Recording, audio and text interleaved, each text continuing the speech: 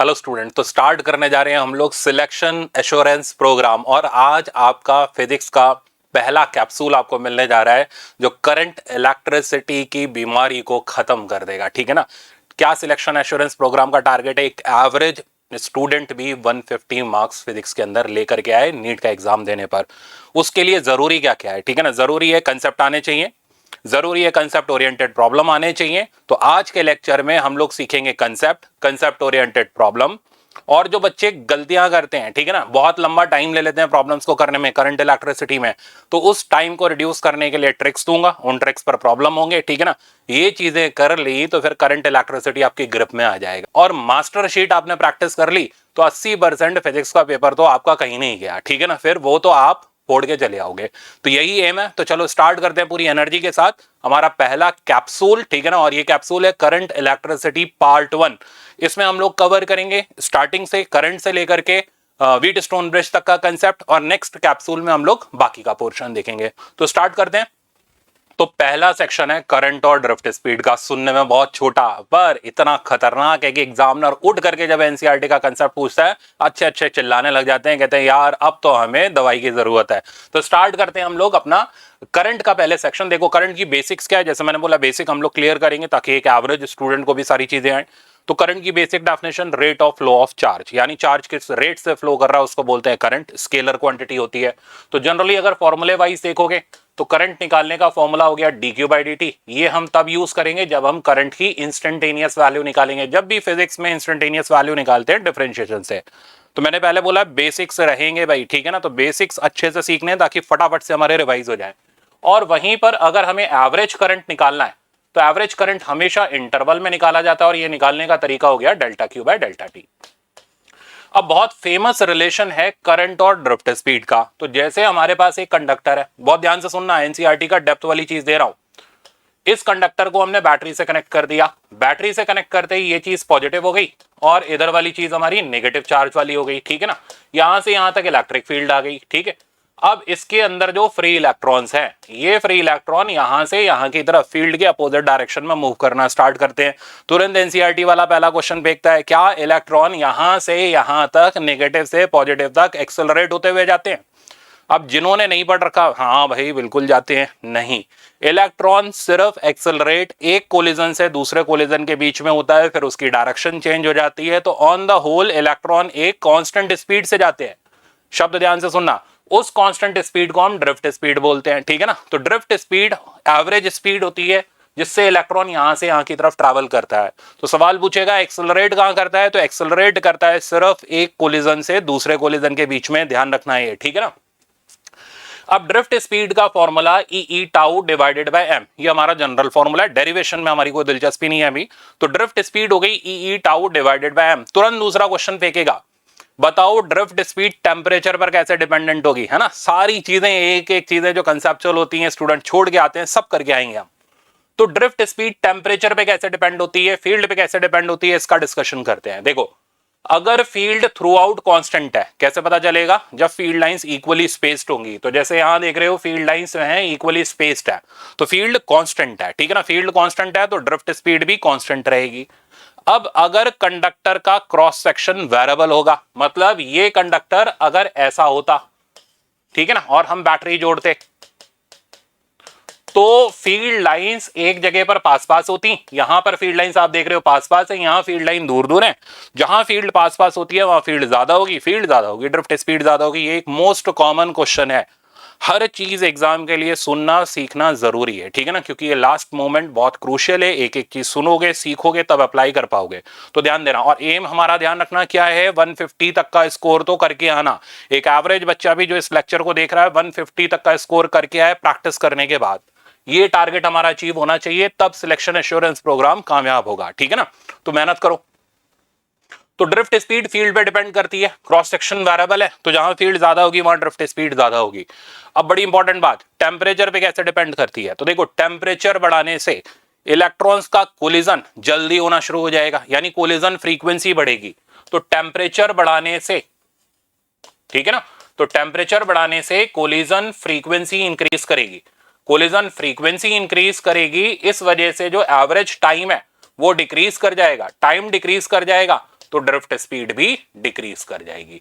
तो जिनको ये लगता था टेम्परेचर बढ़ाने से तो स्पीड बढ़ती है, पर यहां तो उल्टा हो रहा है, स्पीड कम हो रही है। कंसेप्चुअल क्वेश्चन है, कौन सी बढ़ती है? थर्मल वाली स्पीड बढ़ती है, √3kT/m जो होती है ना, वो बढ़ती है, उसका यहां कोई लेना देना नहीं है। तो ड्रिफ्ट स्पीड टेम्परेचर बढ़ाने से कम होती है क्योंकि कोलिजन फ्रीक्वेंसी बढ़ती है। फिर से एनसीईआरटी का एक इंपॉर्टेंट कंसेप्ट है, ध्यान रखना है, ठीक है ना। तो ये थ्योरी बेस्ड है, जो ज्यादातर स्टूडेंट्स के गलत होते हैं जल्दबाजी में, ओवर कॉन्फिडेंस, हमें तो सब आता है, ठीक है ना। तो सब आता है तो नीट एग्जाम बहुत आराम से नहीं हो जाता, तो सब नहीं आता भाई, सीख लो तब सब आएगा। तो नेक्स्ट पर चलते हैं। तो नेक्स्ट कंसेप्ट पर आते हैं, है ना। देखने में तो बड़ा सरल लग रहा है। अब जानते हो क्या होता है, स्टूडेंट ये बस पढ़ के चला गया, सोचा यार हम तो सब कर लेंगे, आ जाता है वहां पे तूफान, ठीक है ना, फिर कश्ती हो जाती है डगमगा, तो बेचारा तूफान से बाहर ही नहीं निकल पाता। तो उससे बाहर निकालने के लिए इस बार का कैप्सूल आपके लिए बहुत इंपॉर्टेंट है। अब इसमें एक तूफानी कंसेप्ट दिखाऊंगा। तो देखो, सबसे पहले तो करंट डेंसिटी फील्ड के रिलेशन के, ये तो बहुत कॉमन सा रिलेशन है, ये हो गया E/ρ हमारा रेजिस्टिविटी हो गया। इस रिलेशन को, और बहुत ध्यान से सुनना, मजेदार इन डेप्थ कंसेप्ट है। तो E/ρ, अब अगर हम इसको सिंप्लीफाई करके लिखें तो हम इसको लिख लेंगे सिग्मा ई, ठीक है ना। सिग्मा हमारा कंडक्टिविटी हो गया। Current density basically current per unit area होती है, तो I/A लिखा इसको, सिग्मा इंटू ई डाला। करंट का रिलेशन अभी जस्ट सीख के आ रहे हो, यानी ये VD पुट किया, VD की वैल्यू पुट गई, और मुद्दे की बात ये है, हमने कंडक्टिविटी निकाली। फॉर्मूला आया NE²τ/m, ठीक है। आप कहोगे हाँ सर बुक में भी है, क्या ही है इसमें, कौन सा तूफान आ गया, आता है, रुक जाओ, ठीक है ना। ये हो गया हमारा कंडक्टिविटी, बस 2 मिनट रुको। अब इसके बाद आता है मोबिलिटी। मोबिलिटी मतलब फील्ड की प्रेजेंस में चार्ज कैरियर का मूवमेंट कैसा है। तो मोबिलिटी हो गई drift speed per unit field. Drift speed put कर दें तो E/τ/m। अब लो तूफान। तो ये बताओ, ये कंडक्टिविटी जो है टेम्परेचर के ऊपर कैसे डिपेंड करेगी? तो सिंपल है, टेम्परेचर बढ़ाने से टाउ कम होता है, कंडक्टिविटी कम हो जाएगी, क्या ही है, ठीक है ना। तो टेम्परेचर बढ़ाने से कंडक्टिविटी जो होगी वो कम हो जाएगी। तो यहां पर पंगा है, हम मेटल के लिए और सेमीकंडक्टर के लिए जब बात करते हैं, ठीक है ना, तो दोनों में अलग अलग तरीके का बिहेवियर आता है। मेटल के अंदर टेम्परेचर बढ़ाने पर कंडक्टिविटी कम होती है, बट सेमीकंडक्टर में आप अच्छे से जानते हो टेम्परेचर बढ़ाने पर कंडक्टिविटी बढ़ती है। तुरंत एग्जामिनर आपके लिए तैयार बैठा है पूरा तूफान लेकर के, ऐसा क्यों, ठीक है ना, तुरंत पूछेगा ऐसा क्यों। तो इसी चीज को मैं यहां पर क्लियर कर रहा हूं, तो सुनना बहुत ध्यान से। N हो गया फ्री इलेक्ट्रॉन डेंसिटी। मेटल के अंदर फ्री इलेक्ट्रॉन डेंसिटी बहुत ज्यादा होती है, और टेम्परेचर बढ़ाने पर फ्री इलेक्ट्रॉन डेंसिटी का वेरिएशन कुछ खास नहीं होता, ठीक है ना, शब्द ध्यान रखना। तो मेटल में टेम्परेचर बढ़ाने पर फ्री इलेक्ट्रॉन डेंसिटी की वैल्यू के ऊपर कोई खास फर्क नहीं पड़ता, फर्क पड़ता है टाउ पर। तो मेटल में टेम्परेचर बढ़ाएं तो अभी अभी जस्ट मैंने बताया टाउ कम होगा, टाउ कम होगा तो कंडक्टिविटी मेटल की कम होना शुरू हो जाएगी। समझ गए आप मेरी बात? तो मेटल जो होता है वो टाउ, मेटल में कंडक्टिविटी हम टाउ से देखते हैं, ठीक। अब बात आती है सेमीकंडक्टर की। सेमीकंडक्टर जैसे ही टेम्परेचर बढ़ाते हैं तो सेमीकंडक्टर में टेम्परेचर बढ़ाने पर फ्री इलेक्ट्रॉन डेंसिटी ट्रेमेंडस अमाउंट से बढ़ती है, यानी N की वैल्यू डोमिनेटिंग होती है सेमीकंडक्टर में इंस्टेड ऑफ टाउ। तो सेमीकंडक्टर के लिए आप ऐसे लिखोगे कि टेम्परेचर बढ़ाने पर N ज्यादा बढ़ता है एज कंपैरिजन टू टाउ, इसलिए कंडक्टिविटी बढ़ती है। सही है, ये इसका इन डेप्थ हो गया। तो सेमीकंडक्टर देखते वक्त N देखना है, मेटल देखते वक्त टाउ देखना है ना, मजेदार था। अब आप इसको भी डिफाइन कर सकते हो। तो मोबिलिटी किसके ऊपर डिपेंड कर रही है? टाउ, इसमें तो एन है ही नहीं। तो अब सारी चीजें एक साथ लिंक हो गई। ड्रिफ्ट स्पीड किस पे डिपेंड कर रही है? टाउ पर। मोबिलिटी किस पे डिपेंड कर रही है? टाउ पर। कंडक्टिविटी किस पे डिपेंड कर रही है? एन और टाउ पर। अब इनसे एसोसिएटेड कोई भी कंसेप्चुअल आया, धजिया उड़ा के चले आना, ठीक है ना। तो टेम्परेचर बढ़ाने पर क्या होगा? मोबिलिटी पर फर्क। टेम्परेचर बढ़ाएंगे, टाउ कम होगा, मोबिलिटी कम होना शुरू हो जाएगी। तो ये था सिंपल सा पर बड़ा इंटरेस्टिंग कंसेप्ट। अब कंसेप्ट ओरिएंटेड प्रॉब्लम, ठीक है ना। हर स्टूडेंट को देखो क्या है, कब हमारे बेसिक तगड़े होते हैं, जब हम कंसेप्ट सीखते हैं और फिर हम उस कंसेप्ट पर बेस्ड प्रॉब्लम्स को प्रैक्टिस करते हैं। ये नहीं बहुत हाई लेवल, हर बार बच्चे बोलते सर हमें कंसेप्ट ही नहीं आते, तो इसलिए मैंने कहा इस बार कंसेप्ट ओरिएंटेड रखते हैं, ठीक है ना, ताकि हर एक बच्चा अच्छे से सीख ले और अपने गोल को अचीव कर ले, तब कंपटीशन का लेवल अच्छा बनेगा, मजे आएंगे, ठीक है ना। तो देखो ये कंसेप्ट ओरिएंटेड प्रॉब्लम है। ये कह रहा है electric current passes through non uniform cross section wire. तो wire non uniform cross section की है, ठीक है, made of homogeneous and isotropic material, यानी यहां से यहां तक मटेरियल एक सा है। If JA and JB be the current density, E and EB be the electric field intensity, that. तो बहुत सिंपल सा है, वेरिएबल क्रॉस सेक्शन का है। जैसे ही हम इसको एक टर्मिनल को पॉजिटिव करेंगे, मैं कलर चेंज कर रहा हूं इसका, एक टर्मिनल को हम पॉजिटिव करेंगे करंट फ्लो कराने के लिए आपको पोटेंशियल डिफरेंस अप्लाई करना पड़ेगा, और एक टर्मिनल को हम नेगेटिव, ये मैंने पॉजिटिव कर दिया, ये वाला मैंने नेगेटिव कर दिया, फील्ड लाइंस आ जाएंगी। अब चेक करोगे आप, जहां फील्ड पास पास है वहां पर क्या होगा, वहां पर ड्रिफ्ट स्पीड ज्यादा होगी, वहां ड्रिफ्ट स्पीड भी ज्यादा होगी तो करंट डेंसिटी भी ज्यादा होगी, क्योंकि दोनों ही ई के डायरेक्टली प्रोपोर्शनल है। तो इस पॉइंट ए पर, ठीक है ना, वीडी भी ज्यादा होगा। वैसे उसने पूछा नहीं है, बट ये मैंने अपनी तरफ से आपको बता ही दिया। इलेक्ट्रिक फील्ड ज्यादा होगा, इलेक्ट्रिक फील्ड ज्यादा होगा इसलिए वीडी ज्यादा होगा। असर्शन रीजन भी आ रहे हैं तो ध्यान रखना, इलेक्ट्रिक फील्ड ज्यादा होगा इसलिए वीडी ज्यादा होगा, इसलिए करंट डेंसिटी जो होगी ए पर भी ज्यादा होगी। तो असर्शन रीजन में भी ये क्वेश्चन बन सकता है। तो राइट आंसर हो गया हमारा इसका ए वाला। तो ये था आपका कंसेप्ट ओरिएंटेड प्रॉब्लम, कि हमने जो कंसेप्ट सीखा उसको हमने अप्लाई कर लिया। नेक्स्ट दिखाता हूं।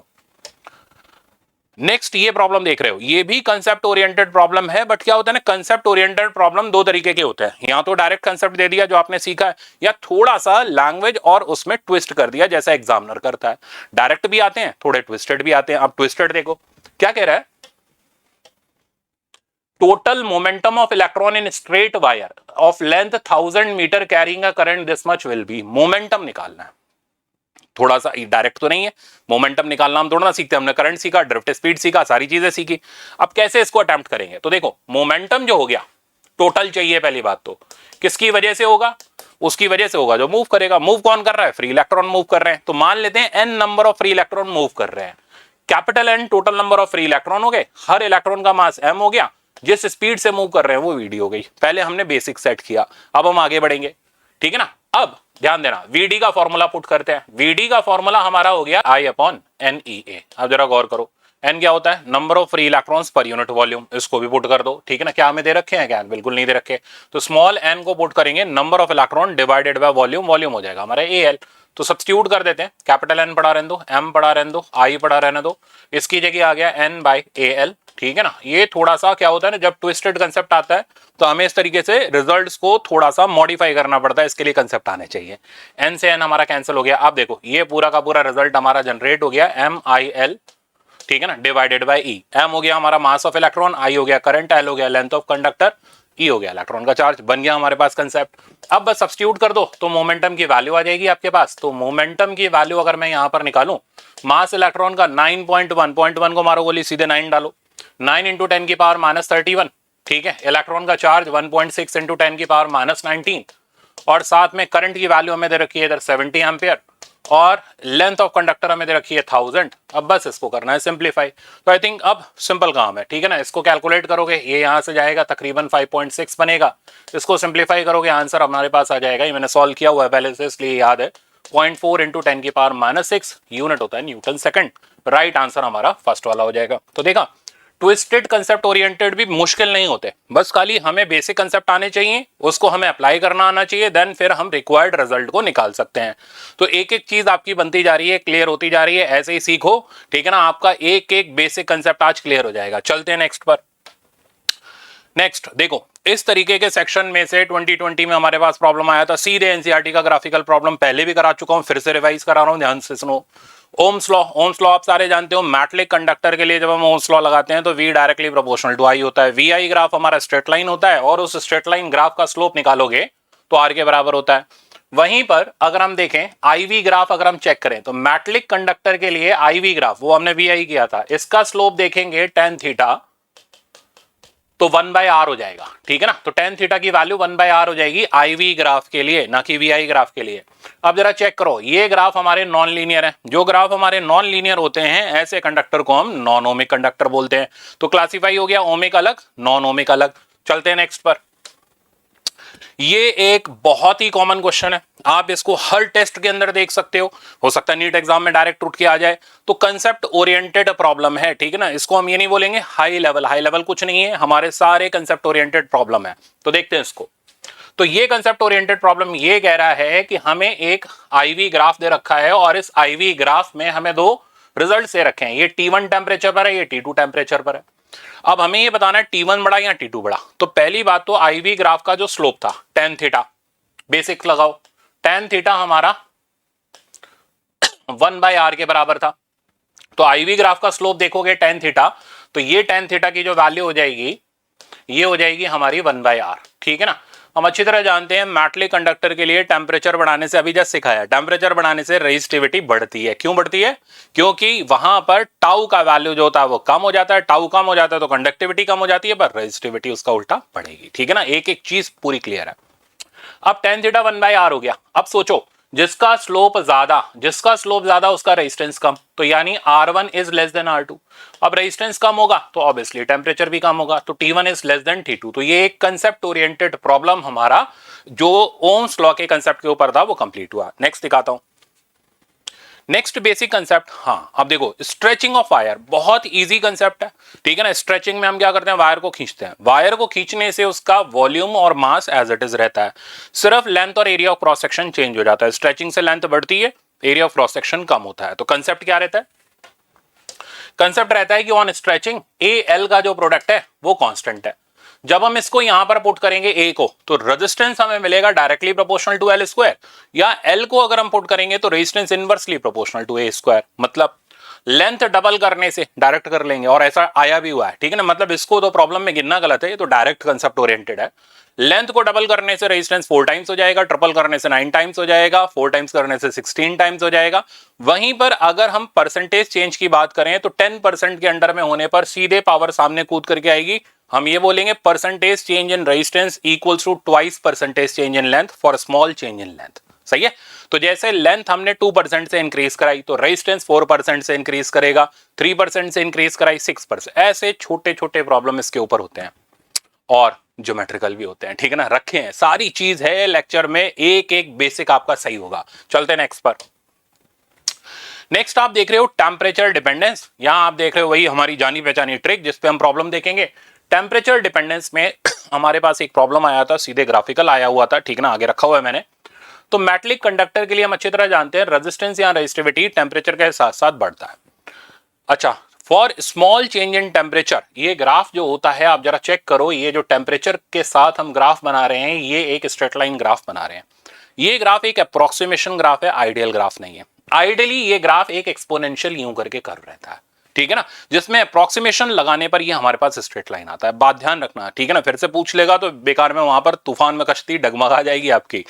तो स्मॉल चेंज इन टेम्परेचर के लिए ये ग्राफ हमारा स्ट्रेट लाइन रहता है, लार्ज चेंज इन टेम्परेचर के लिए देखेंगे तो कर्व्ड ग्राफ आएगा। ठीक है ना, तो ये एक अप्रोक्सीमेशन का रिजल्ट है, आइडियल रिजल्ट नहीं है। इससे मिलता जुलता प्रॉब्लम मैंने मास्टर शीट में भी रखा है, ताकि एक एक चीज बड़ी स्टाइल से डिजाइन करिए, एक एक चीज एक एवरेज बच्चे की उसमें तैयार हो जाए, 150 नंबर आप आराम से ले आओ।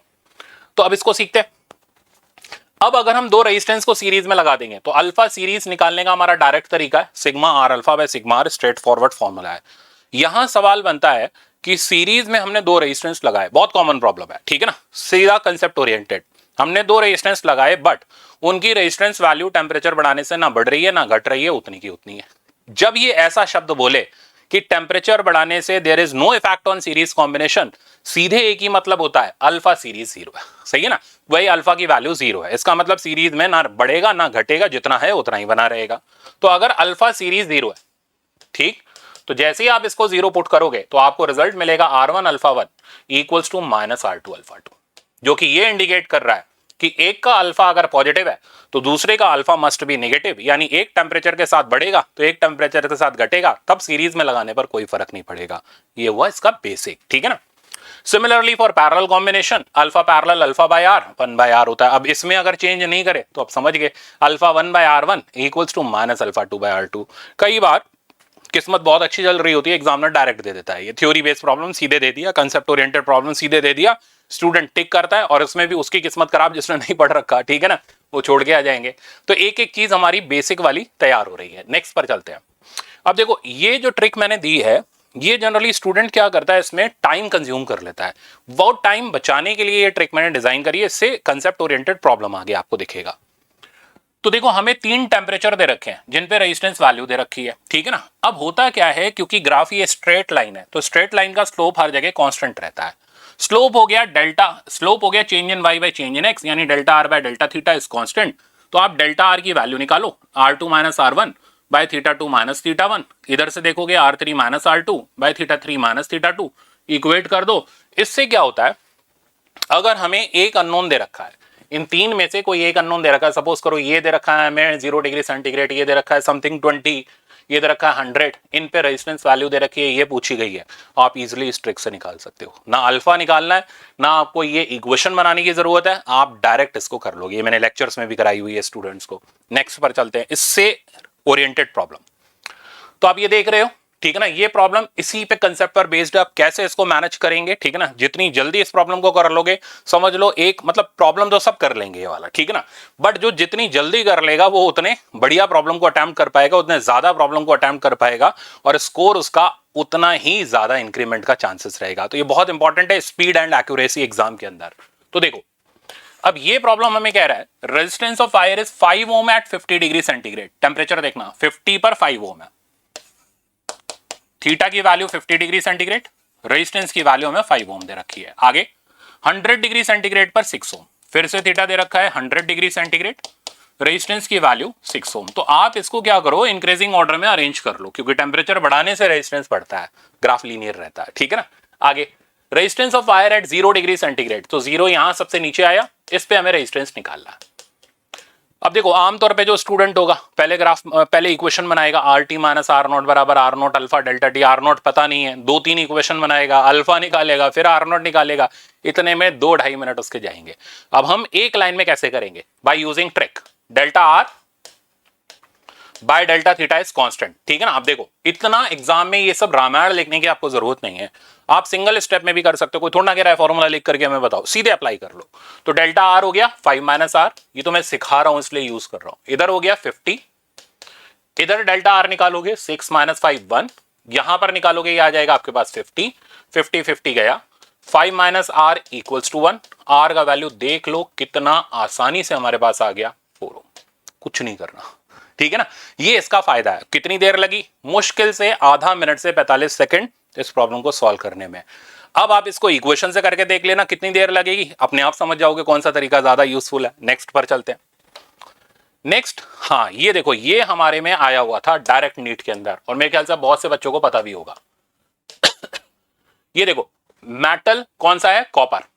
कॉपर का graph as a function of temperature, ये कर्व्ड ग्राफ है, ठीक है ना। तो आइडियली ये ग्राफ लिया गया है कर्व्ड ग्राफ। तो रो versus T graph straight line नहीं होता, जब हम अप्रोक्सीमेशन लेते हैं तब जाकर के वो स्ट्रेट लाइन ग्राफ बनता है, अदरवाइज वो हमारा ग्राफ कर्व्ड ग्राफ रहता है। तो दिस इज कर्व्ड ग्राफ। आप आगे चेक करोगे तो आगे आपको मिलेगा निक्रोम के लिए, जो कि एक एलॉय है। एलॉय के लिए जो अल्फा होता है वो स्लाइटली पॉजिटिव होता है, बहुत थोड़ी सी वैल्यू का होता है, इसलिए फिर से थ्योरी की बात आ रही है।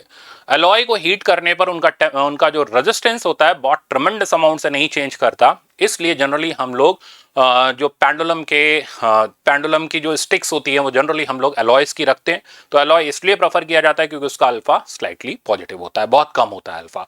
तो देखो, नेग्लिजिबल सा चेंज हो रहा है, ठीक है ना। आप चेक करो, टेम्परेचर कितना बढ़ गया बट रेजिस्टेंस के अंदर चेंज नेग्लिजिबल है।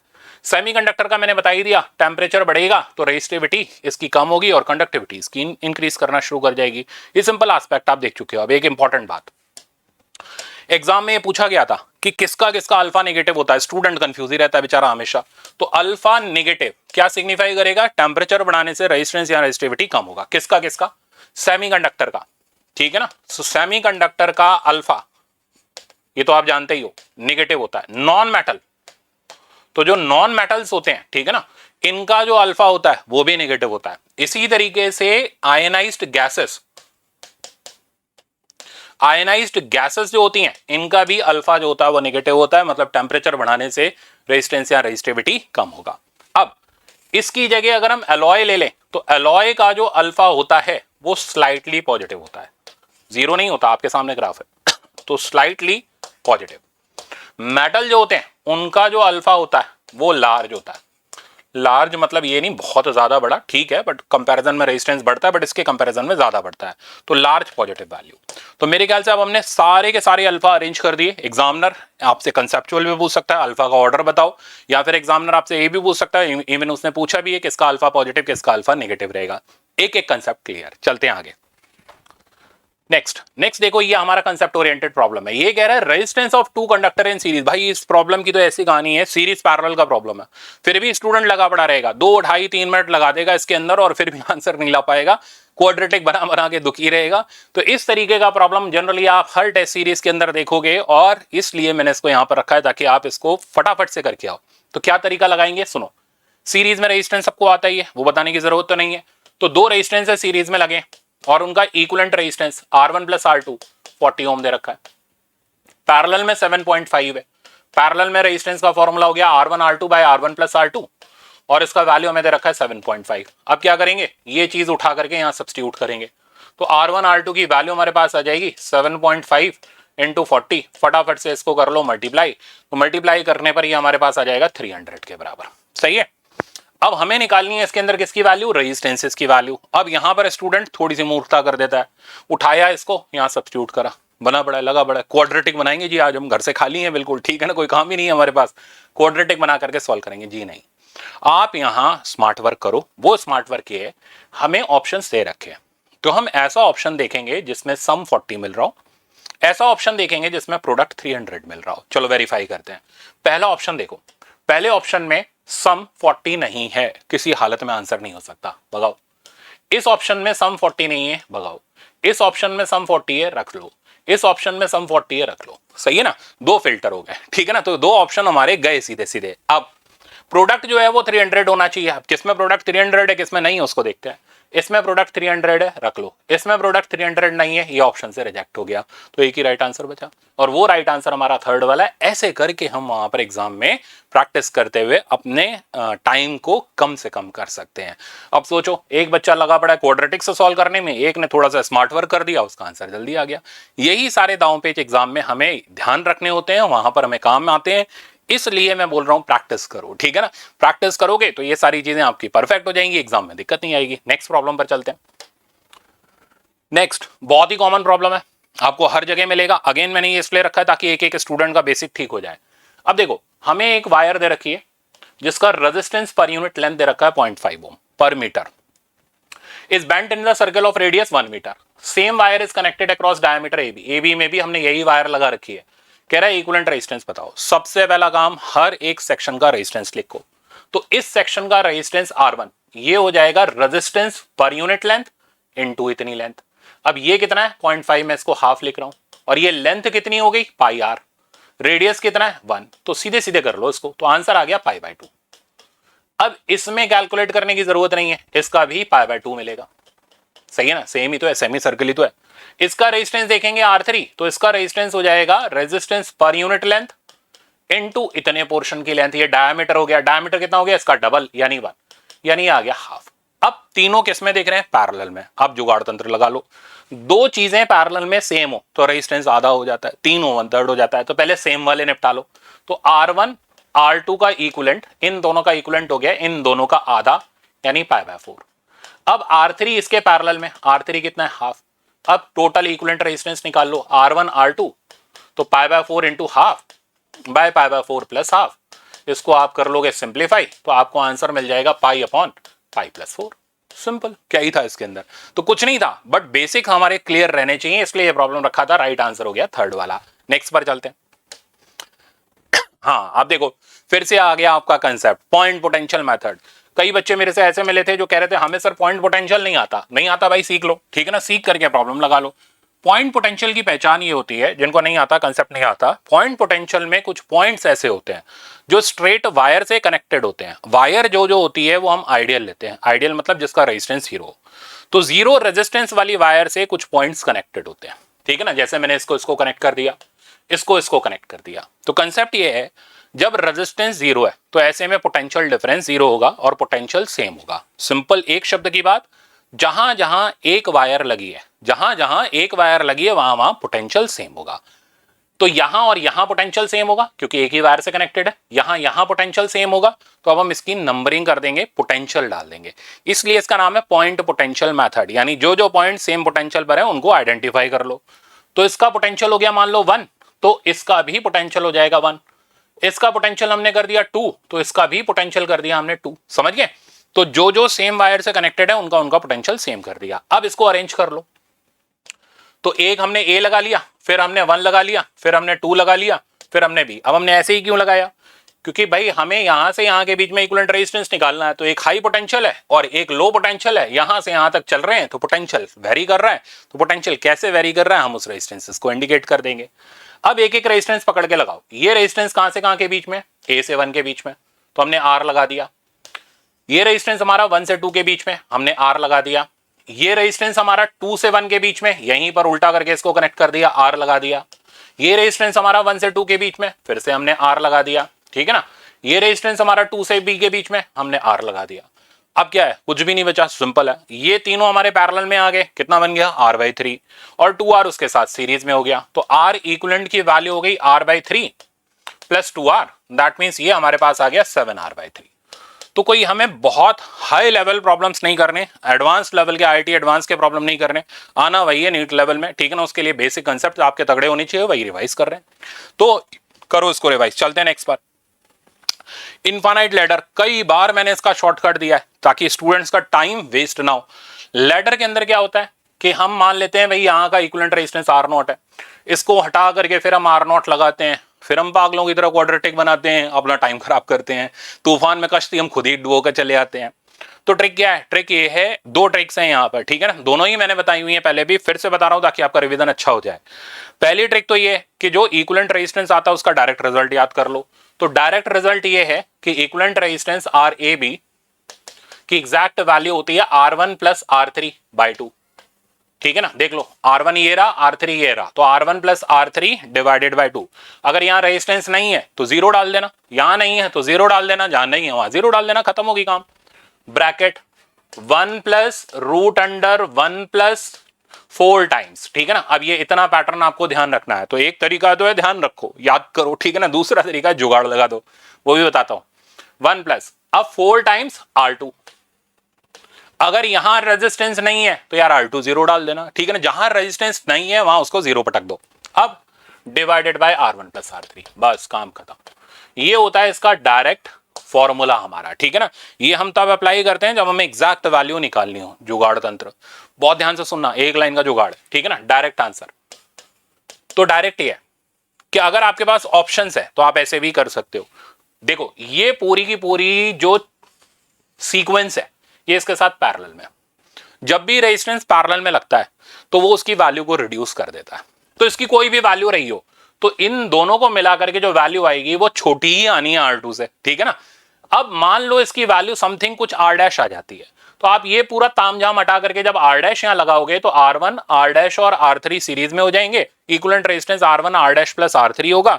हम ये कह सकते हैं, डायरेक्ट जुगाड़ है, कि जो भी इक्विवेलेंट रेजिस्टेंस आएगा वो इन तीनों के सम से तो छोटा ही आएगा, क्योंकि यहां जो रेजिस्टेंस बनेगा वो R2 से छोटा बनेगा।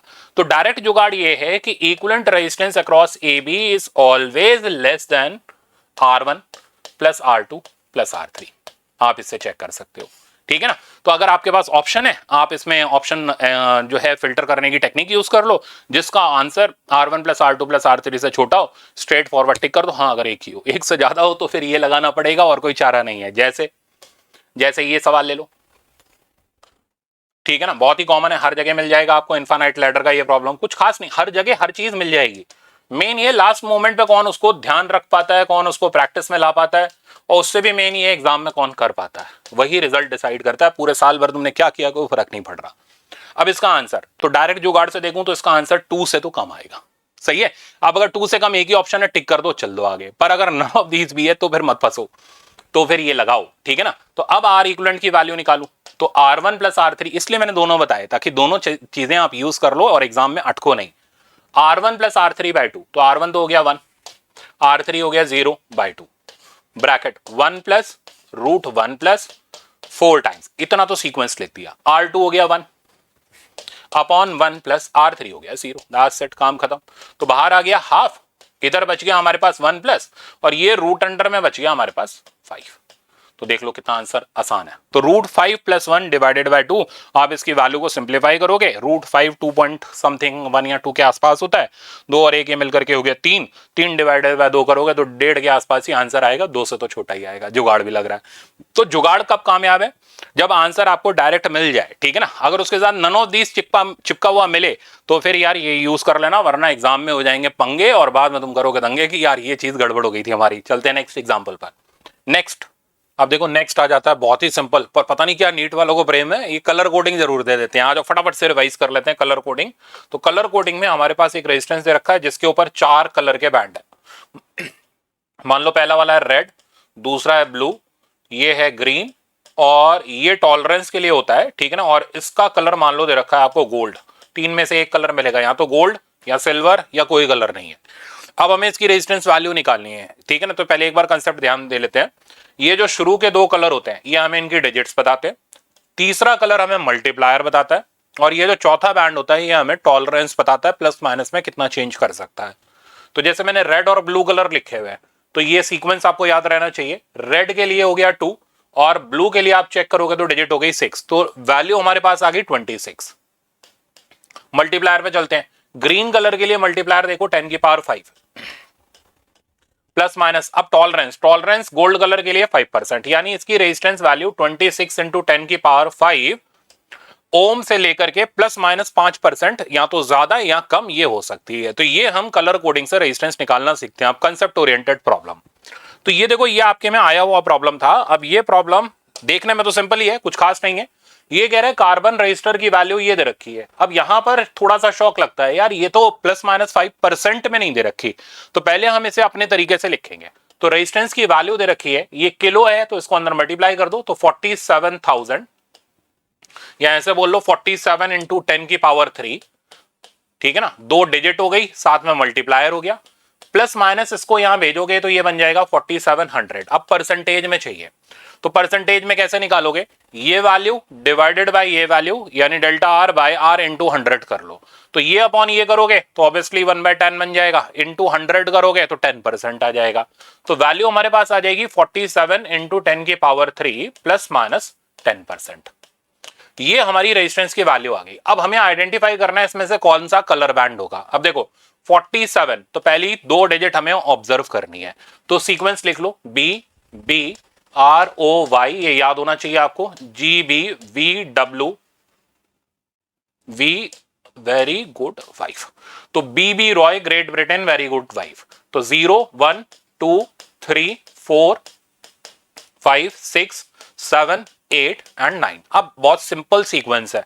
4 जो आ रहा है हमारा वो आ रहा है येलो के सामने, तो पहला कलर तो हो गया येलो, ठीक है। 7 जो आ रहा है हमारा वो आ रहा है वॉलेट पर, यानी अगला हो गया हमारा वॉलेट। येलो वॉलेट से मिलता हुआ सीक्वेंस देख लो, तो येलो वॉलेट से मिलता हुआ सीक्वेंस देखोगे तो हमारा एक ही सीक्वेंस टकरा रहा है, वो ये वाला, और हमें ज्यादा कुछ मेहनत करने की भी जरूरत नहीं पड़ी, आंसर सीधे हाथ में आ गया।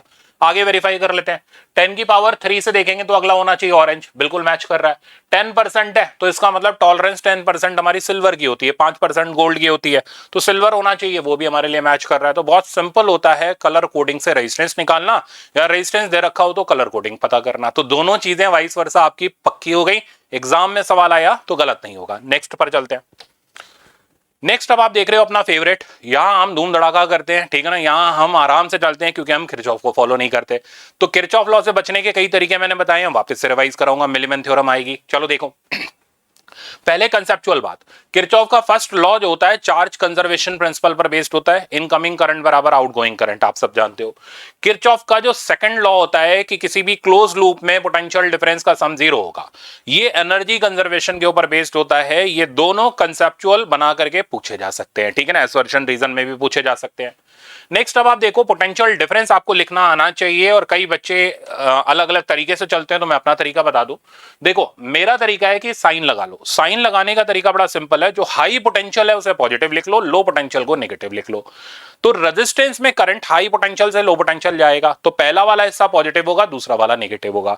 तो रेजिस्टेंस में करंट यहां से यहां जा रहा है, तो ये हाई हो गया, ये लो हो गया, ये पॉजिटिव हो गया, और ये हमारा नेगेटिव हो गया। मेरे ख्याल से समझ गए। बैटरी में आप अच्छे से जानते हो, बड़ा टर्मिनल पॉजिटिव, छोटा टर्मिनल नेगेटिव, ये हाई पोटेंशियल, ये लो पोटेंशियल। बैटरी में करंट का कोई लेना देना नहीं है। अब जरा गौर करो, करंट बैटरी से बाहर निकल रहा है, ऐसे में हम बोलते हैं battery is in discharging mode, ठीक है। तो ये कहलाती है डिस्चार्जिंग मोड में। अब अगर आप इसका पोटेंशियल डिफरेंस निकालो, VA माइनस VB लिखना आना चाहिए आपको, तो आप A से B की तरफ चलो, जो पहला साइन मिले उसको उठा करके एज इट इज लिख लो। तो A से आगे बढ़ने पर पहला साइन मिल रहा है पॉजिटिव, वोल्टेज मिल रहा है E का। आगे बढ़ने पर फिर से रेजिस्टेंस का वोल्टेज IR होता है, पहला साइन मिल रहा है नेगेटिव, हमने लिखा माइनस IR। तो चेक करो यहां पर E माइनस IR का पोटेंशियल डिफरेंस आ रहा है, तो डिस्चार्जिंग मोड में potential difference E minus IR होता है। अब सिमिलरली इसमें अरेंज कर लो, ये पॉजिटिव हो गया, ये नेगेटिव हो गया, ये पॉजिटिव, ये नेगेटिव, इसको बोलेंगे हम चार्जिंग मोड। यहां पोटेंशियल डिफरेंस निकालोगे तो ये बन जाएगा हमारा E प्लस IR। तो चार्जिंग मोड में पोटेंशियल डिफरेंस बैटरी के ईएमएफ से ज्यादा होता है। तीसरा, कोई भी करंट अगर फ्लो नहीं कर रहा, ऐसे मोड को हम कट ऑफ मोड बोलते हैं। ये सारे इसलिए बता रहा हूं क्योंकि ये सब आगे चल करके हमें काम में आएंगे।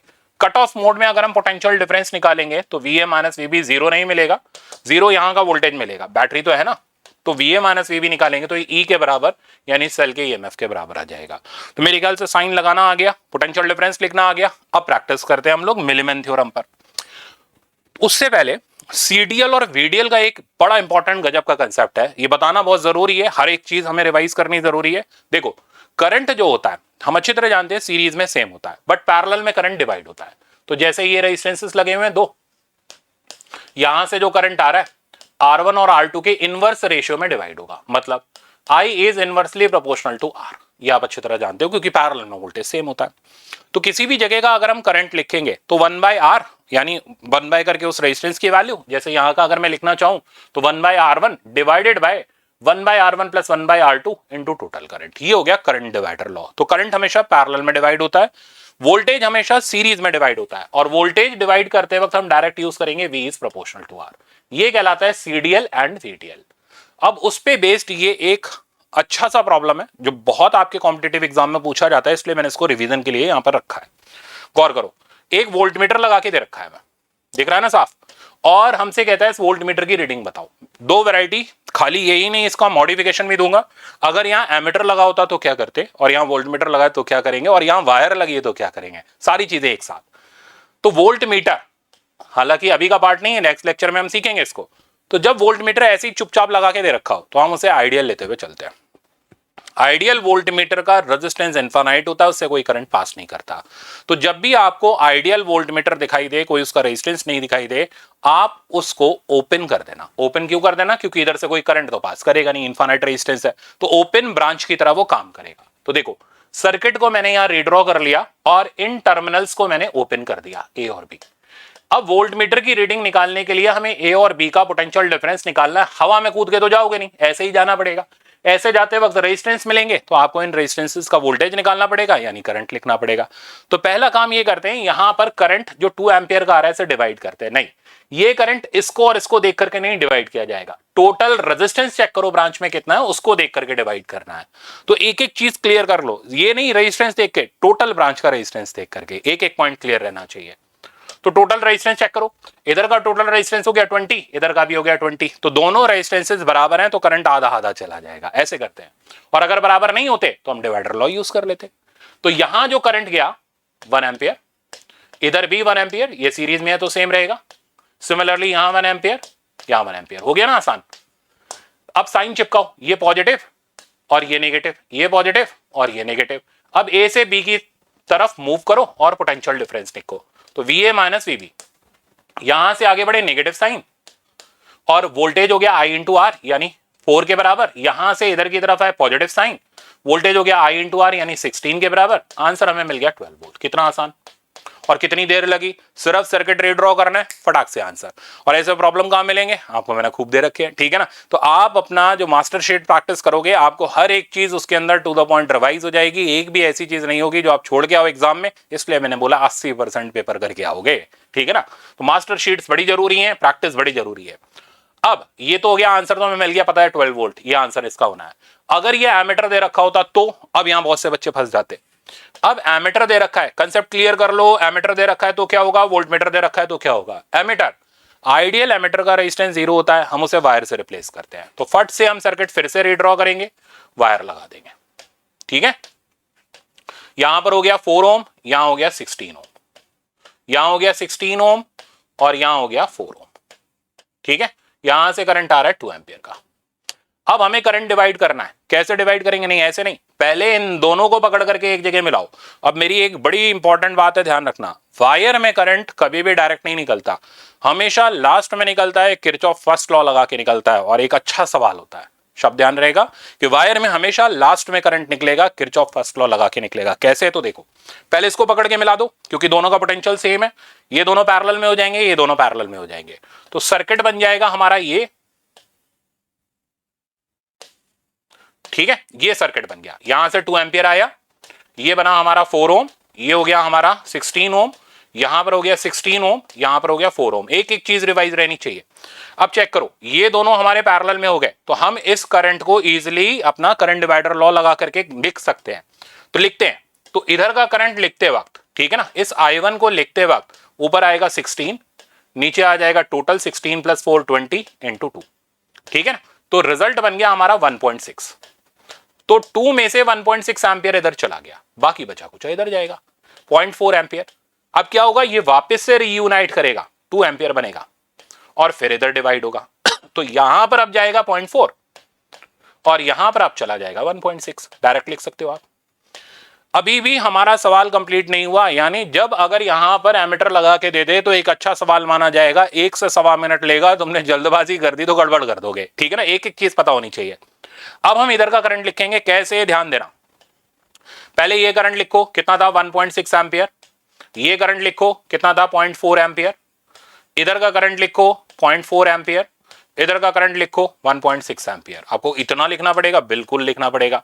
अब यहां का करंट अगर आपको लिखना है P वाले पॉइंट का, तो इनकमिंग आउटगोइंग देखो, तो इस P वाले जंक्शन पर इनकमिंग है 1.6, आउटगोइंग है 0.4। किरचॉफ लॉ क्या कहता है, फर्स्ट लॉ, जितनी इनकमिंग उतनी आउटगोइंग। बाकी बचा कुचा करंट इधर की तरफ रवाना हो जाएगा। 1.6 में से 1.4 माइनस करेंगे, इधर आ जाएगा 1.2 एम्पियर। और ये करंट सिर्फ तब आ सकता है जब आपको बाकी करंट पता हो। एक एक बात मेरी वेरीफाई हो गई। तो क्या ध्यान रखना है, वोल्ट मीटर लगा है, सवाल आसान है, उड़ा के चले आएंगे, पहले अटेम्प्ट में कर लेंगे। एमीटर लगाया है तो रुक के संभल के करेंगे, पहले हमें सर्किट सिंप्लीफाई करना पड़ेगा, सारे करंट निकालने पड़ेंगे, फिर किरचॉफ फर्स्ट लॉ लगा करके वो करंट आएगा। एक एक चीज वेरीफाइड, ठीक है ना। चलते हैं आगे। वायर लगी है, अब वायर लगी है तो भी सेम होगा, ठीक है ना, क्योंकि एमीटर को हमने वायर से रिप्लेस किया है। नेक्स्ट देखो, नेक्स्ट अब आप देख रहे हो सिंगल लूप, इसको हम बोलते हैं अपनी लैंग्वेज में, लेक्चर्स में बताया हुआ है सिंगल लूप मल्टीपल बैटरी। बड़े आराम से हम इसको कर लेंगे। दोनों बैटरी के पोटेंशियल एक दूसरे के उल्टे लगे हुए हैं, तो सबसे पहले सिंगल बैटरी में इसको कन्वर्ट करते हैं। तो दोनों बैटरी एक दूसरे को अपोज कर रही है, ये इधर करंट फेंकना चाह रही है, ये इधर फेंकना चाह रही है, लड़ाई वो जीतेगा जिसकी ताकत ज्यादा होगी, ठीक है ना। तो ये वाला ज्यादा है, तो नेट वोल्टेज आ गया 8-4, तो यानी 4 वोल्ट।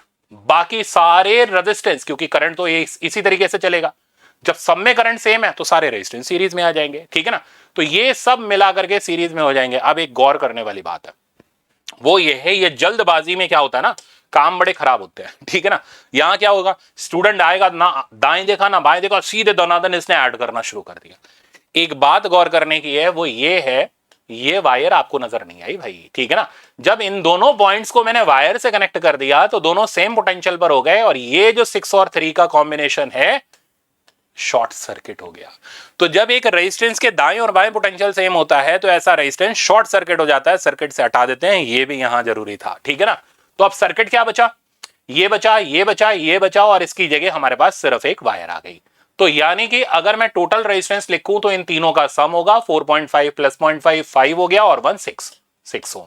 और अगर मैं अब करंट लिखूं तो इस करंट की वैल्यू मेरे पास हो जाएगी V/R के हिसाब से 2/3 एम्पियर। क्या पूछ रहा है ये हमसे, potential difference across each cell. बहुत आराम से बता लेंगे। देखो, ये बैटरी करंट फेंक रही है तो ये डिस्चार्ज हो रही है, ये करंट ले रही है तो ये चार्ज हो रही है। अभी बताया था ना मैंने, हर एक चीज यूज में आ गई। डिस्चार्जिंग में TPD, terminal potential difference, E-IR, charging में E+IR। तो अगर हम E2 का, यानी इस सेल 2 का पोटेंशियल डिफरेंस लिखे तो 8 minus I into R, R हो गया 1, तो 8 माइनस 2/3, ठीक है ना। तो ये हो जाएगा हमारा 22/3 वोल्ट। और अगर हम 1 का लिखें तो यही फॉर्मूला हो जाएगा E+IR, क्योंकि ये बैटरी चार्ज हो रही है, तो 4 प्लस I हो गया 2/3, R की जगह मेरे पास आ गया 0.5, तो ये आ जाएगा 13/3, 4 3 12 और 13/3, तो 13/3 वोल्ट। तो आई थिंक अब आपका सारा कुछ रिवाइज हो गया, एक भी चीज पेंडिंग नहीं है। नेक्स्ट पर चलते हैं। नेक्स्ट आप देख रहे हैं मिलीमैन थ्योरम, अपनी फेवरेट। तो जब मल्टीपल बैटरी लगी हुई हो, अलग अलग वोल्टेज की लगी हुई हो, अलग अलग रेजिस्टेंस, सेम वाली तो अपन जानते हैं जो ग्रुपिंग ऑफ सेल होता है उसमें करते हैं, अलग अलग लगी हुई हो, तो इसे करने का तरीका है कि सबसे पहले आप इनको एक ऐसे ब्रांचिंग में कन्वर्ट कर लो। क्योंकि सारी ब्रांचेस पैरेलल में है तो सबका वोल्टेज सेम होगा। ये वोल्टेज लिखो, बट उससे पहले अपनी तरफ से करंट फ्लो करा लो, सारे करंट सेम डायरेक्शन में ले लो और बैटरी की पोलैरिटी चेक कर लो। कैसे, ये करंट इधर जा रहा है, बैटरी भी इधर देना चाह रही है, सेम पोलैरिटी। तो जो सेम पोलैरिटी का होगा उसका साइन पॉजिटिव, जो रिवर्स पोलैरिटी का होगा उसका नेगेटिव, और अगर बैटरी नहीं है तो जीरो कर दो, सिंपल। तो ये भी अभी मैंने सारी सेम पोलैरिटी के लिए रखे हैं, ये भी पॉजिटिव। अब कॉमन वोल्टेज निकालो, सिंपल फॉर्मूला है sigma E by R by sigma 1 by R. 15-20 second में आपका कॉमन वोल्टेज आ जाएगा। अब किसी भी ब्रांच का करंट अगर आपको निकालना है तो डेल्टा वी बाय आर यानी E minus V by are से निकाल सकते हो। अगर ये करंट पॉजिटिव आया दैट मींस आपकी डायरेक्शन सही है, नेगेटिव आ गया तो डायरेक्शन पलट दो, वैल्यू वही रहेगा। ये होता है हमारा मिलीमैन थ्योरम से सवाल करने का तरीका, ना कि हम किरचॉफ लॉ लगाते हैं। सही है, ये तरीका है। अब सवाल देखो, अब आपके सामने ये मल्टीपल बैटरी दिख रही है, अलग अलग वोल्टेज की दिख रही है, अलग अलग रेजिस्टेंस लगे हुए हैं, तो हम मिलीमैन थ्योरम से सॉल्व करेंगे, इसकी पहचान है। एक ब्रांच ये हो गई, एक ब्रांच ये हो गई, इस ब्रांच को पकड़ के इधर ले आते हैं। एक और खास बात, बैटरी के आगे रेजिस्टेंस लगाओ या पीछे लगाओ कोई फर्क नहीं पड़ता। कई लोग ये सोचते हैं बैटरी के आगे लगाए तो कुछ और होगा, बैटरी के पीछे लगाए तो कुछ और, कहीं लगा दो। तो पहले ये वाली ब्रांच अरेंज करी, बैटरी लगाई 3 वोल्ट की, रेजिस्टेंस लगाया 10 ओम का, है ना, मजेदार है बिल्कुल। ये रेजिस्टेंस लगाया हमने 6 ओम का, यहां बैटरी देख रहे हो आप 4.5 की है, और मैंने इसके साथ खींच करके रेजिस्टेंस लगा दिया 3 ओम। ठीक है, तीनों ब्रांचिंग हमारी कंप्लीट हो गई। करंट दौड़ाओ, सारे करंट हमने बिना दिमाग लगाए एक ही डायरेक्शन में ले लिया, I1 I2 और I3। अब बैटरी की पोलैरिटी चेक करो, ये बैटरी सेम पोलैरिटी की है, इधर ही करंट देना चाह रही है, इधर बैटरी ही नहीं है तो घुस गई, इसकी पोलैरिटी 0 हो गई। यहां बैटरी सेम पोलैरिटी की है तो साइन का भी कोई पंगा नहीं है। कॉमन पोटेंशियल डिफरेंस निकालो, sigma E by R by sigma 1 by R लगा के। सिग्मा ई बाय आर करेंगे तो 3/10, डायरेक्ट लिखो 0.3। इधर लिखोगे ई बाय आर तो 0 हो गया, इधर लिखोगे ई बाय आर तो 4.5 डिवाइडेड बाय 3, तो डिवाइड तो डायरेक्ट कर लो, ये थोड़ा ना 4.3 भी लिखते चलो, इतनी जगह थोड़ा ना देता एग्जामिनर। तो ये रिजल्ट हमारे पास आ जाएगा 4.5 divided by 3 1.5 divided by 1 by R, तो इधर का हो गया 1/10, 1/10 हो गया 0.1, ये हो गया 1/6, ठीक है ना, और इधर हो गया 1/3। अब जरा गौर करो, 1/6 और 1/3 1/2 होता है, 0.5 हो गया। तो रिजल्ट आ गया हमारे पास ऊपर 1.8, 0.5 प्लस 0.1 0.6, यानी आंसर मिल गया 3 वोल्ट। अब आप जितने भी किरचॉफ लॉ के खिलाड़ी क्यों ना हो, लगा के देख लेना, जल्दी नहीं कर पाओगे मेरे से, ठीक है ना। तो मिलीमैन थ्योरम हमेशा किरचॉफ लॉ से जल्दी रिजल्ट लाती है। आगे पता क्या करना है भाई, हमें पता करना है करंट इन 10 ओम, यानी हमें I1 निकालना है। लो 1 सेकंड का काम, I1 E minus V by R. फॉर्मूले तो मैं आपको समझाने के लिए लिख रहा हूं, एग्जामिनर को थोड़ा ना आपने समझाना है जाके, तो आपने तो डायरेक्ट करना है। E minus V by R, E हो गया 3, जो कॉमन पोटेंशियल है वो भी हो गया 3, R हो गया 10, आंसर मिल गया 0। लो गेम खत्म। और यही चीज आप किरचॉफ लॉ से निकालते रहते, इक्वेशन बनती रहती, चलती रहती किलोमीटर के हिसाब से, तो आंसर भी आता रहता 5-5 मिनट के हिसाब से, और सवाल ऐसी तैसी हो जाती। तो मेरे ख्याल से अब आप आराम से कर सकते हो। नेक्स्ट पर चलते हैं, इंटरनल रेजिस्टेंस ऑफ सेल, बहुत इंपॉर्टेंट कंसेप्ट है। इस पे मैंने आपके लिए देखो क्या क्या रखा हुआ है, बेसिक तो है, अप्लाइड रिजल्ट, ग्राफ, और साथ में मैक्सिमम पावर ट्रांसफर थ्योरम, बहुत जरूरी है इस साल के लिए, ध्यान से देखना। जब भी किसी सेल का इंटरनल रेजिस्टेंस निकाल रहे होते हैं 2 स्टेप्स होती हैं। पहले वोल्ट मीटर को डायरेक्ट उठा के बैटरी पे शंट कर दो, ऐसे में बैटरी से कोई करंट नहीं निकलता, बैटरी कट ऑफ मोड में होती है, रीडिंग ऑफ वोल्ट मीटर यानी यहां का पोटेंशियल डिफरेंस ईएमएफ के बराबर हो जाता है। तो शब्द गौर करना है कि हमने वोल्ट मीटर को डायरेक्टली बैटरी पे शंट कर दिया, वोल्ट मीटर की रीडिंग 10 वोल्ट है, यानी वो आपको इनडायरेक्टली ईएमएफ बता रहा है, शब्दों का खेल है, ठीक है ना। अब हम इस बैटरी को डिस्चार्जिंग मोड पे लाते हैं, डिस्चार्ज करवाते हैं वाया एक्सटर्नल रेजिस्टेंस आर। जैसे ही बैटरी को डिस्चार्ज कराएंगे तुरंत करंट निकलेगा, इधर कुछ नहीं जाएगा, आइडियल वोल्ट मीटर है। पहले आप इस करंट की वैल्यू पता कर लो, E by R plus R. अब आप इधर की वोल्ट मीटर की रीडिंग लिखोगे, डिस्चार्जिंग मोड में है तो E माइनस आई आर हो जाएगी, पुट करोगे ये रिजल्ट बनेगा। यहां से स्टैंडर्ड फॉर्मूला बनता है E बाई वी माइनस 1, ठीक है ना, कैपिटल आर यहां पे, सॉरी, तो capital R times E by V minus 1। तो 3 चीजों पे गौर करना है। सबसे पहले E वो डायरेक्ट नहीं बताएगा, वो बोलेगा हमने सीधे वोल्ट मीटर को बैटरी पे शंट किया, वो बोलेगा भी नहीं, लिखेगा। तो हमने सीधे वोल्ट मीटर को बैटरी पे शंट किया, रीडिंग आई 10 वोल्ट, फट से आपने E का वैल्यू पता कर लिया। अब हम बैटरी को डिस्चार्ज करवा रहे हैं through external resistance of 5 ohm, अब आपने R का वैल्यू पकड़ लिया 5 ohm. Now reading of voltmeter is क्या, कम हो जाएगी 10 से 8 वोल्ट समथिंग, तो आपने V का वैल्यू ले लिया 8 वोल्ट, 60 से आपके पास R आ गया। ऐसे करके हम पता कर लेते हैं, ठीक है ना। तो आई थिंक इंटरनल रेजिस्टेंस निकालना बहुत इजी है। देखो यहाँ तो ये आता है, यहाँ पोटेंशियोमीटर में इसका एप्लीकेशन आता है, ये आ गया तो पोटेंशियोमीटर और अच्छा आता है, तो दोनों भाई भाई हैं, ठीक है ना, कोई भी सीख लो काम चल जाएगा। नेक्स्ट, अब देखो VI ग्राफ, ये VI ग्राफ में क्या है, ये सेल है, इसको हम डिस्चार्ज करवा रहे हैं, वेरिएबल रेजिस्टेंस लगा दिया, इस रेजिस्टेंस की वैल्यू, अब देखो ये स्लाइडर अगर हम इधर जंप करा दें, यहां पे ले आए, तो रेजिस्टेंस पूरा गायब हो जाएगा, एक्सटर्नल रेजिस्टेंस 0 हो जाएगा, यानी हम एक्सटर्नल रेजिस्टेंस 0 कर सकते हैं। और अगर हमने इस स्लाइडर को बिल्कुल ही ओपन कर दिया तो ये सर्किट ही ओपन हो जाएगा, एक्सटर्नल रेजिस्टेंस की वैल्यू इनफाइनाइट हो जाएगी। यानी इस आर की वैल्यू हम वेरी करा सकते हैं, ठीक है ना, गौर करना, आर की वैल्यू हम 0 से इनफाइनाइट के बीच में वेरी करा सकते हैं। जब आर की वैल्यू 0 होगी तो ये सिर्फ वायर बन जाएगा, ऐसे में हम बोलेंगे हमने बैटरी को शॉर्ट सर्किट कर दिया। लैंग्वेज इसका गौर करना है, जिन बच्चों के कंसेप्ट वीक है स्ट्रॉन्ग कर लो भाई। और अगर हम इसको इनफाइनाइट कर दें तो ऐसे सर्किट को हम बोलेंगे ओपन सर्किट, शॉर्टकट में ओसी लिख देते हैं, ठीक है ना। तो शॉर्ट सर्किट, ओपन सर्किट। जब ये शॉर्ट सर्किट करेंगे तो ऐसे में जो करंट होगा यहां से निकलने वाला, वो करंट मैक्सिमम हो जाएगा और इस मैक्सिमम करंट की वैल्यू हो जाएगी ई बाई आर। अब अगर हम बैटरी का पोटेंशियल डिफरेंस निकालेंगे तो ये टीपीडी हमारा 0 के बराबर आ जाएगा, ई माइनस आई आर, आई की वैल्यू पुट कर लो 0 मिल जाएगा। तो जब हम सेल को शॉर्ट सर्किट करते हैं तो पोटेंशियल डिफरेंस 0 हो जाता है बट करंट मैक्सिमम हो जाता है, ठीक है ना। ये हो गया शॉर्ट सर्किटिंग का कंसेप्ट। अब सर इतना क्यों बता रहे हो, अरे सवाल है यार, ठीक है ना, ऐसे कैसे नहीं बताया जाए।